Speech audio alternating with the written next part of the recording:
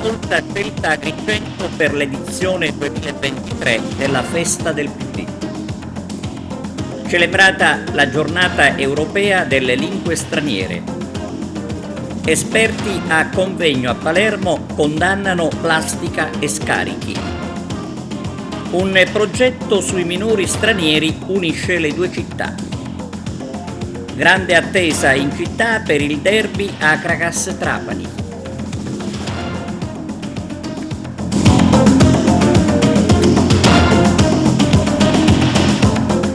Benvenuti su TVA Notizie. Si terrà alla Villa Bonfiglio di Agrigento la Festa dell'Unità 2023. Si inizia il 27 settembre a Lampedusa, poi 3 giorni dal 28 al 30 settembre alla Villa Bonfiglio con Stefano Bonaccini e la segretaria Elis Laim, il servizio di Arturo Cantella. Per la prima volta nella storia della sinistra la festa dell'unità del partito siciliano si terrà ad Agrigento. La federazione agrigentina avrà l'onore di ospitare una 4 giorni di incontri, confronti sulle più impellenti emergenze regionali e nazionali, ma anche di visioni per il rilancio e il riscatto della nostra terra. La festa si aprirà a Lampedusa il prossimo 27 settembre, per poi spostarsi nella splendida cornice della Villa Bonfiglio ad Agrigento nei giorni 28, 29 e 30 settembre. In queste 4 intense giornate, dirigenti, amministratori, leader regionali e nazionali si alterneranno in un serrato confronto aperto al contributo delle parti sociali e delle migliori espressioni della società civile nell'ambito di un intenso programma di lavori che verrà chiuso il giorno 29 settembre dalla Presidente nazionale Stefano Bonaccini e il 30 settembre con il comizio di chiusura della Segretaria nazionale Elis Laim. La festa sarà allietata dalla presenza di street food del territorio, da spettacoli musicali aperti al pubblico. In particolare il 29 settembre si esibiranno i The Brothers, il 30 sarà la volta della band delle destinazioni sud. La federazione di Agrigento auspica una grande partecipazione popolare con la consapevolezza che da qui riparte il progetto di una grande forza di governo progressista e riformista. Plastica e scarichi sono i veri nemici del mare. Esperti a convegno a Palermo. Lo stato di salute dei mari italiani, indicatori e criticità per evidenziare le azioni che attraverso il monitoraggio saranno messe in pratica a difesa dell'ecosistema marino e delle coste. Restano i rifiuti, tra i quali la plastica e gli impianti di depurazione non efficienti, tra i maggiori nemici dell'ambiente marino. La Poseidonia, invece, una presenza che determina buona qualità delle acque. Generalmente quindi Posidonia oceanica è in buona salute. Arpa Sicilia effettua quindi un monitoraggio sia per la direttiva quadro sulle acque che riguarda appunto le acque costiere, sia per la Marine Strategy che riguarda l'intero territorio delle acque territoriali, quindi marine. E comunque la Posidonia oceanica, dico, i risultati in genere in buono stato di salute, solo in corrispondenza di corsi d'acqua dove c'è un aumento della torbidità o in aree quindi dove ci sono state problematiche, diciamo, locali, la Posidonia ha mostrato segni di regressione. Comunque possiamo dire che nelle nostre coste siciliane c'è una grande presenza di estese praterie di Posidonia oceanica sia nella parte nord-occidentale della Sicilia che nella parte sud-orientale. La strategia europea per la biodiversità ce l'ha ricordato: per il 2030 dobbiamo proteggere il 30% dei mari europei e il 10% in modo rigoroso dei mari nazionali. È una grande sfida che come sistema nazionale della protezione ambientale ci sentiamo di poter cogliere. I rifiuti marini rappresentano ancora una criticità, anche se il dato rispetto al monitoraggio del 2015 è un dato positivo perché si sono dimezzati di oltre la metà. Il dato preoccupante è che l'80% ancora abbiamo una plastica, abbiamo soprattutto plastica monouso. E quindi anche il dato relativo al fatto che il 67% delle tartarughe marine, questa plastica della quale noi parliamo, l'hanno ingerita, ci porta a una sana riflessione. Cosa significa? Porre in essere delle azioni a tutela della biodiversità marina. Gli interventi di solito hanno bisogno di tempo per essere attuati e noi monitoriamo lo stato di salute proprio per verificare se gli interventi che si stanno mettendo in atto danno i risultati sperati. Cosa dire? Sul problema dei rifiuti c'è il problema delle plastiche che ancora affliggono le nostre coste. Con la Marine Strategy c'è uno dei moduli, è proprio i rifiuti spiaggiati, che serve proprio a valutare la quantità di rifiuti di qualsiasi origine e provenienza ci sono sulle spiagge. I dati non sono confortanti, ma bisogna aspettare ancora un po', a parte le politiche che si stanno mettendo per l'eliminazione dei rifiuti delle plastiche monouso, che ovviamente sono un grande problema, però ci auguriamo che nei prossimi anni queste azioni possano dare i risultati sperati. Incontro al Liceo Scientifico Leonardo di Agrigento in occasione della Giornata Europea delle Lingue Straniere. Arturo Cantella. Al via oggi le giornate europee, il Liceo Leonardo sempre attivo in questo senso con delle iniziative in materia.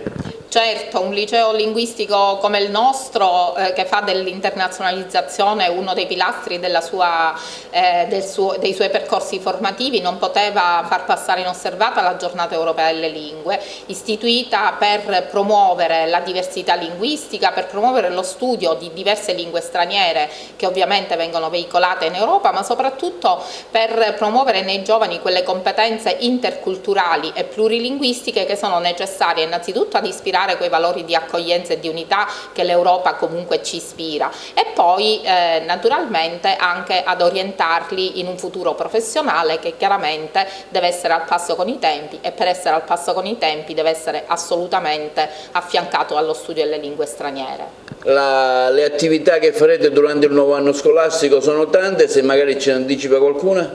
Ma noi andremo a consolidare, diciamo, le innovazioni e rilanciare le innovazioni che in questi 4 anni, diciamo, già abbiamo deliberato. Stiamo sviluppando dei protocolli d'intesa con enti esterni per promuovere i nostri percorsi. Ovviamente stiamo promuovendo il liceo sportivo che è, diciamo, l'ultimo nato in ordine di programmazione e diciamo che insomma lavoro ce n'è tanto anche sul campo dell'intelligenza artificiale, ovviamente della robotica stiamo continuando ad investire.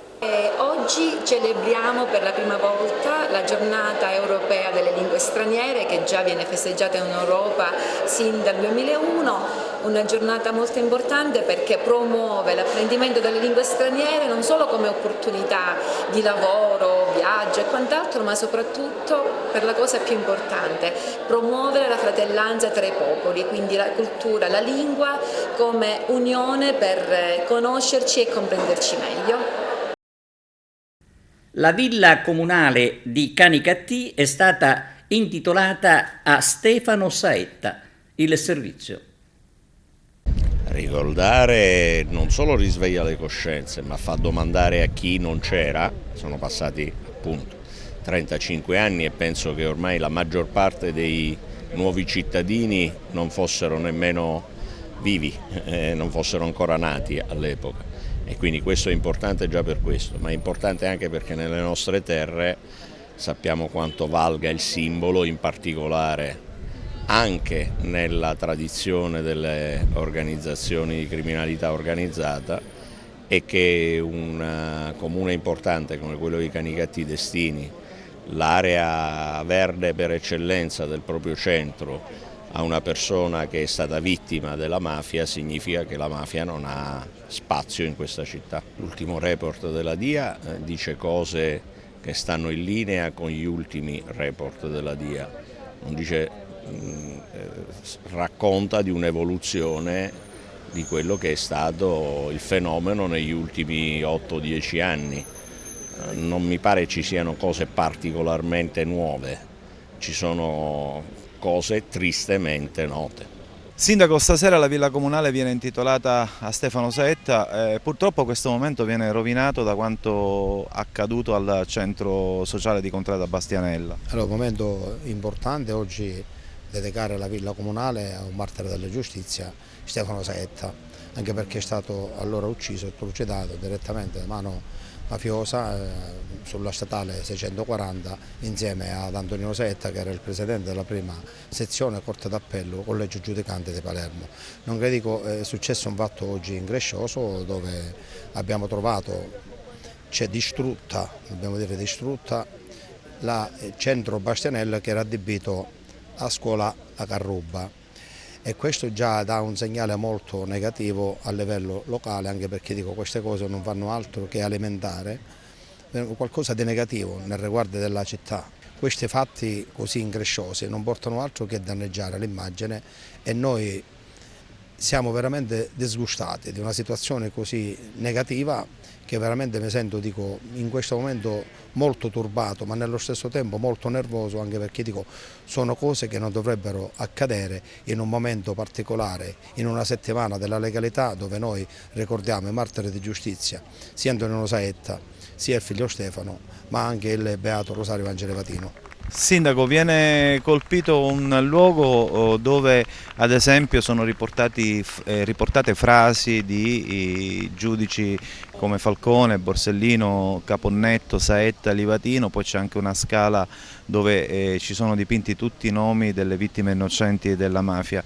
Un gesto in una settimana particolare come quella della legalità. Un gesto molto pesante, anche perché hai detto bene, perché ci sono delle frasi sia di Caponnetto, di Fava, di Antonino Saetta, di Paolo Borsellino e altri magistrati che era per il discorso della cultura della legalità, anche perché dico là era nato un centro sociale dove si facevano le riunioni antimafia, di cui ci sono stati parecchi incontri tematici sul discorso antimafia con le scolaresche e non solo, ma sono venute anche parecchie autorità all'interno del centro sociale e per cui dico è un fatto veramente negativo, increscioso, che sicuramente turba la comunità canecattenese, perché sono dei momenti veramente negativi dove un'immagine che sicuramente uscirà un'immagine molto negativa. Canicattì è una città molto laboriosa, una città imprenditoriale dove ha dato i Natale a questi tre martiri della giustizia e non può essere che oggi degli scalmanati possono fare man bassa e rovinare tutto quello realizzato da parte delle istituzioni, ma da parte dei ragazzi delle scolaresche che veramente vivono un momento importante che è quello del rispetto della norma e della legalità. Il cibo veicolo di inclusione per i minori stranieri non accompagnati, un progetto che unisce Agrigento a Torino. Arturo Cantella ha intervistato Carmelo Roccaro. 20 Mediterranei, un'iniziativa che parte a Agrigento il 29 fino al 1° ottobre, un gemellaggio anche con la città di Torino. Ecco, di cosa si tratta, quale sarà il programma? Allora, il festival che terremo ad Agrigento fa parte di un progetto ampio che appunto coinvolge la città di Agrigento e la città di Torino, che si chiama Youth and Food, che è un progetto rivolto a 60 minori stranieri non accompagnati ed è finanziato dall'impresa sociale Con i Bambini. Sono dei percorsi di accoglienza, formazione e accompagnamento all'inserimento lavorativo di minori e di neomaggiorenni.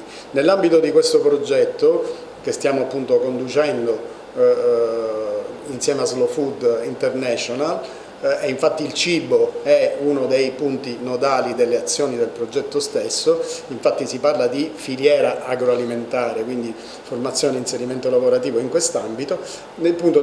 Tra le varie iniziative c'è la realizzazione di questo festival che si terrà in 2 date, ad Agrigento e Torino, dove si affronteranno varie tematiche sul quelli che sono alcuni aspetti che riguardano le nostre comunità mediterranee, intorno al cibo, l'ambiente, il lavoro, la cultura.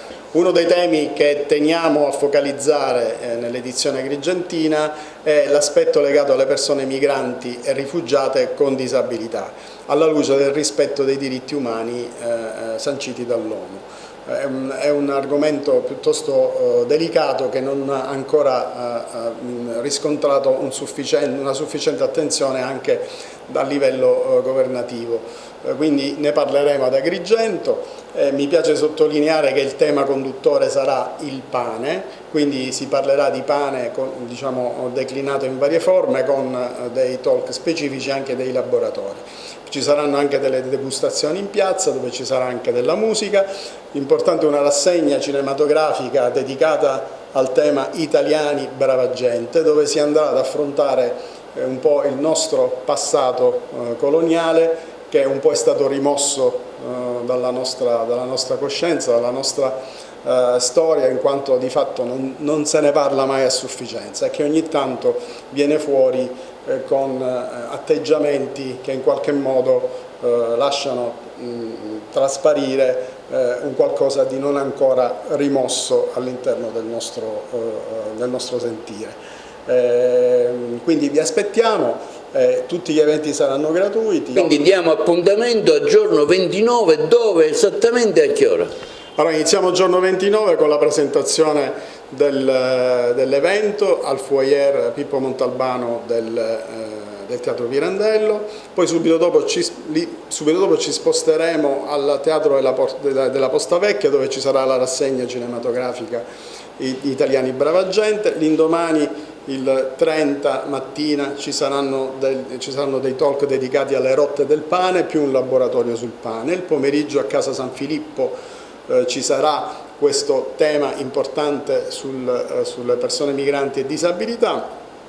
La sera poi ci si incontra a Piazza Ravanusella per assaggiare qualcosa e ascoltare un po' di musica.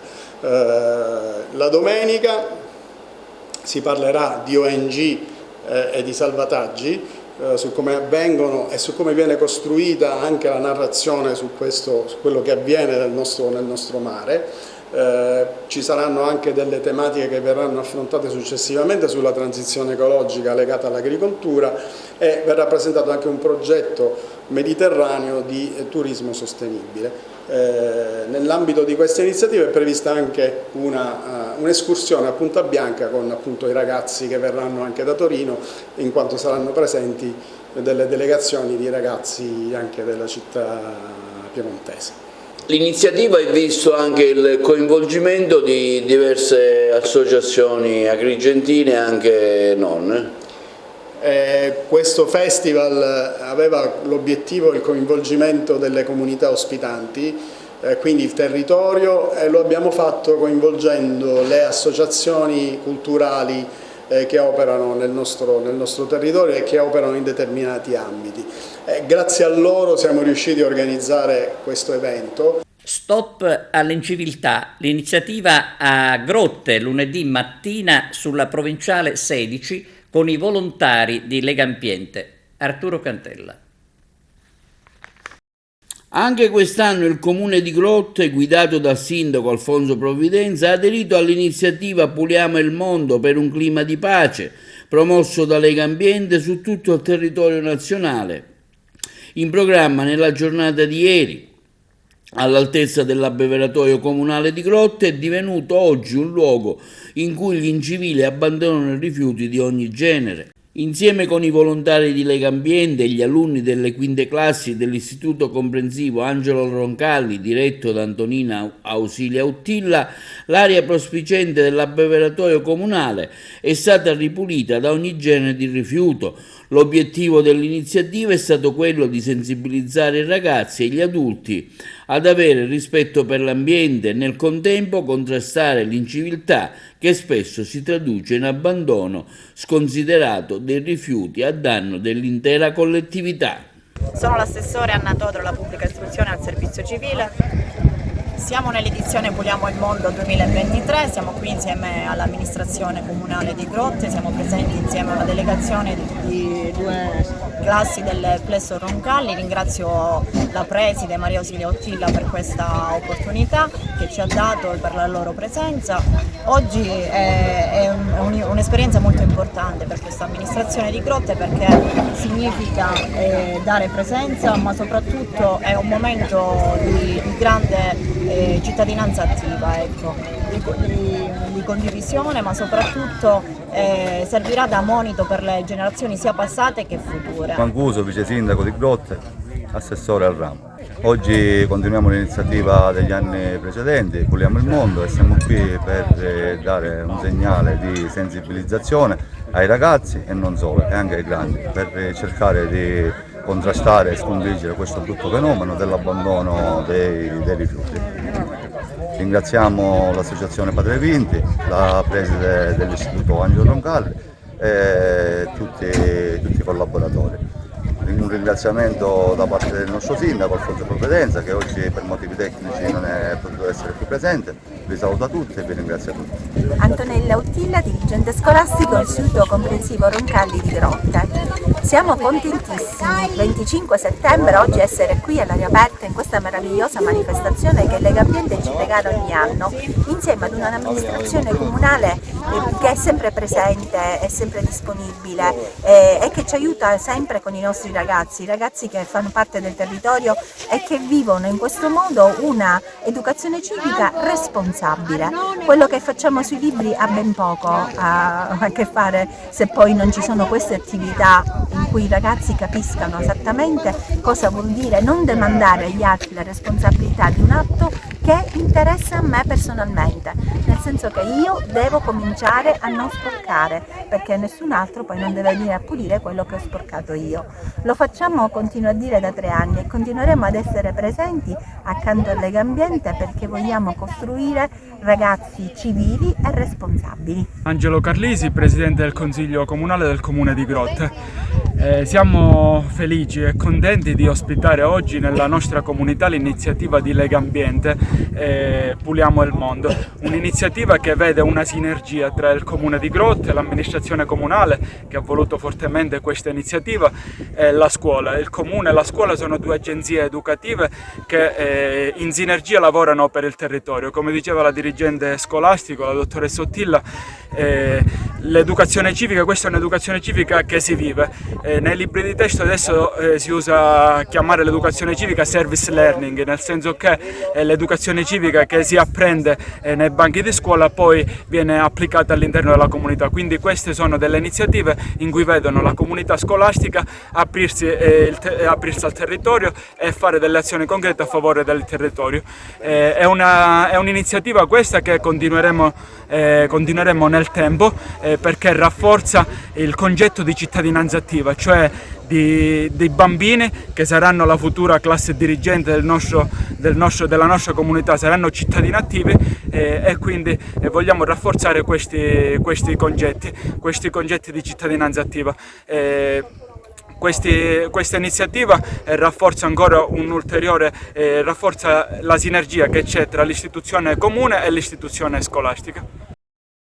Iniziati a Palma di Montechiaro i lavori per la nuova piazza Matteotti. C'è l'intervista al sindaco Stefano Castellino. Al via lavori a Palma di Montechiaro del rifacimento del centro storico cittadino per la nuova piazza Matteotti, grande soddisfazione espressa dal sindaco Castellino per l'importante traguardo raggiunto, così come promesso. Una grande emozione vederci tutti qui insieme ad assistere a questo importante evento. Oggi, 25 settembre, come promesso, iniziano i lavori del nuovo centro storico e si parte da piazza Matteotti, luogo simbolo, luogo nevralgico della nostra città. È una grande emozione oggi vederci tutti qui, assessori, consiglieri, presidente del consiglio, collaboratori, dipendenti comunali, è veramente una grande emozione. All'età di 14-15 anni mi sedevo con i miei amici in questa piazza e speravo che un giorno fosse possibile averla riqualificata, più bella, più nuova, così come la mia città merita. Per me oggi è un'emozione particolare veder realizzato anche quel sogno che avevo da bambino. Ovviamente noi siamo ambasciatori di un progetto e siamo orgogliosi di poterlo fare, ma il merito va condiviso con tutta la squadra, dai dipendenti, ai dirigenti, ai consiglieri comunali, agli assessori, ai collaboratori. Siamo un'unica squadra e il risultato si raggiunge perché lavoriamo come in realtà siamo un'unica forza, un'unica realtà che sogna e sta realizzando una Palma diversa.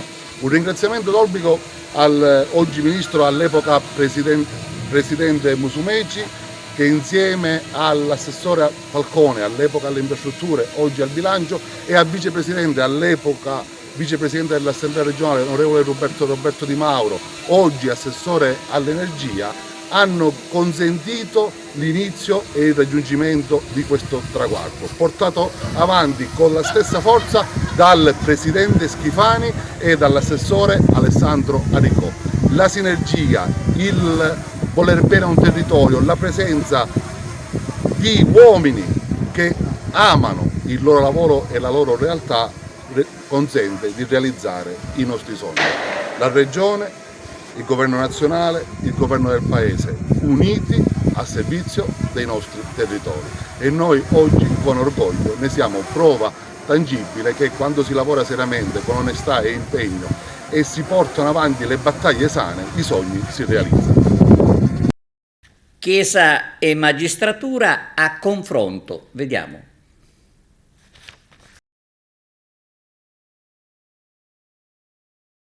Ma comunque resa più frequente perché è il senso dell'appartenenza a una comunità che riguarda tutti gli operatori, tutti gli appartenenti a una società. La Chiesa ha un rapporto di prossimità col territorio e quindi soprattutto con i giovani del tutto straordinario, può dare un grosso aiuto nella fase della prevenzione ma anche nella fase della collaborazione con l'autorità giudiziaria per tutti quei momenti in cui c'è necessità di una cooperazione a questo livello. È stata un'esperienza di collaborazione istituzionale quella di oggi. Noi sappiamo che per far funzionare la giustizia devono funzionare tante cose che sono fuori dal circuito della giustizia. Gli enti ecclesiastici, la Chiesa, mettono a disposizione tantissime postazioni in cui recuperare delle persone che hanno sbagliato.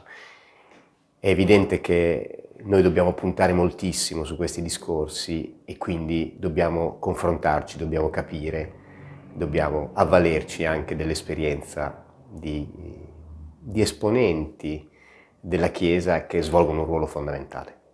Davide Trizzino è il nuovo arciprete di Cammarata. Sostituisce Don Antonio Cipolla, arrivato a Cammarata il 23 agosto del 2014, dopo la nomina dell'arcivescovo Francesco Montenegro.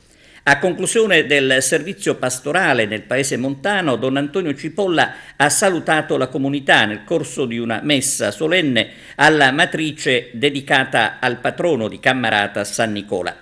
Domani alle 19, sempre nella chiesa madre, alla presenza dell'arcivescovo di Agrigento Alessandro Damiano, ci sarà l'immissione canonica del nuovo arciprete Davide Trizzino. Presentata a Sciacca nel rione San Michele la prima edizione del Festival dei Dolci Siciliani Ducizza. Dal 29 settembre al 1 ottobre saranno diversi gli appuntamenti. L'evento è organizzato dall'associazione Sipario 4. Consuelo Ciaccio dell'associazione Sipario 4 che organizza la manifestazione. Cosa si prevede in questi 3 giorni? Allora, in questi 3 giorni si prevedono non soltanto eventi culinari, naturalmente, che emergeranno sul palco con un talk show di appunto cucina, quindi degli show cooking dal vivo, nonché degustazioni appunto di ciò che verrà preparato sul palco, e naturalmente a ciò verrà collegato, oltre che i racconti della storia e delle tradizioni che riguardano i dolci preparati, anche eventi musicali di cabaret, nonché appunto intrattenimenti che coinvolgeranno tutto il pubblico durante appunto queste 3 giornate che andranno da venerdì 29 settembre a domenica 1 ottobre. Assessore, come è nata l'idea di organizzare questa manifestazione, di presentare un progetto che è stato poi finanziato dalla Regione Siciliana? Allora, l'idea nasce perché noi, come nostro obiettivo amministrativo politico, abbiamo quello di valorizzare tutte quelle che sono le eccellenze del territorio. Quindi l'abbiamo fatto con la ceramica, l'abbiamo fatto con l'olio, l'abbiamo fatto durante la festa di San Pietro con il pesce azzurro, e quindi, siccome Sciacca ha una grandissima tradizione culinaria legata ai dolci, ci è sembrato giusto pensare anche a quest'arte, perché alla fine l'arte culinaria è un'arte come tutte le altre, e quindi creare un evento attrattivo e fare in modo che tutti i cittadini, ma anche tutti coloro che vogliono venire, che sono curiosi non solo di Sciacca ma di tutta la provincia, di tutta la regione, vengano qui e possano gustare i nostri dolci. Organizzarla nel quartiere di San Michele non è un caso, perché è il quartiere storico dove sono nati tanti di questi dolci tipici locali. Il quartiere di San Michele è un quartiere storico perché diciamo, ha una storia da raccontare, ogni suo angolo ha una storia appunto. Naturalmente qui è legato soprattutto alla storia delle monache che stavano alla Badia Grande e che producevano e diciamo, hanno inventato i dolci come per esempio l'ova murina, e quindi questo è il luogo adatto per festeggiare un dolce che è nato qui. Ma non c'è solo l'ova murina, c'è la cucchiaiella e ci sono tantissime eccellenze che sono nate in questo quartiere. Linea alla regia per la pubblicità. A tra poco. Siamo allo sport calcio, grande attesa per il derby Akragas-Trapani. Ce ne parla Carmelo Lentini, che fa anche il punto sui campionati minori. L'Akragas ha ripreso la preparazione questo pomeriggio ed oramai ha in testa la super sfida con il Trapani del Seneto, che ricordiamo avrà inizio a partire dalle ore 15:30. In città i tifosi biancazzurri sono in fermento, come anche la società dei Templi che, sin da questo inizio di settimana, si è attivata per organizzare questo ritorno al Seneto di un derby sempre esaltante e che ha sempre attirato il pubblico delle grandi occasioni. Indetta la giornata biancazzurra e pertanto non saranno validi gli abbonamenti. Gli abbonati invece avranno comunque il diritto di prelazione del posto e potranno ritirare il biglietto entro sabato 30 settembre sino alle ore 19 presso la segreteria dello Stadio Seneto. Per quanto riguarda il calcio minore, si registra la prima vittoria stagionale dell'Empedoclina del tecnico Peppe Gambino, che dopo 2 sconfitte assapora 3 punti importanti. A regalare questa prima soddisfazione il 3-1 finale, la prima rete segnata dal capitano Daniele Riccobono, e poi c'è stata anche la doppietta di Ibra Bamba.